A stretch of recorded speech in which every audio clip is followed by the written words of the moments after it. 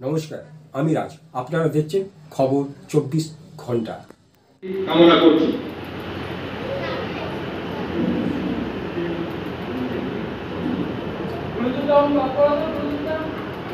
আর একটুখানি সময় চেয়ে নিয়েছি যারা উপস্থিত আছেন, আর একটু বিভিন্ন জায়গায় নৃত্য পরিবেশনে ওনার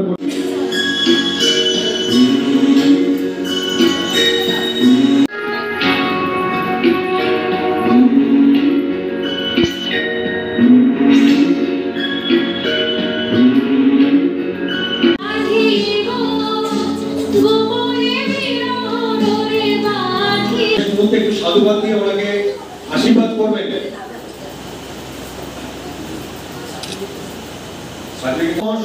আজকে কি কর্মসূচি ছিল আপনার? আজকে আমাদের বৌদ্ধ পূর্ণিমা অ্যাকচুয়ালি কালকে, কিন্তু আমরা বিভিন্ন সব জায়গা মন্দিরে আসি করছি। কারণ হচ্ছে ভিক্ষু মহাসভার থেকে কলকাতা গান্ধী মূর্তি ওখানে কালকে বুদ্ধ জয়ন্তী পালন করা হবে। তার জন্য আমরা সব মন্দির থেকে এখানে সমাবেত হব।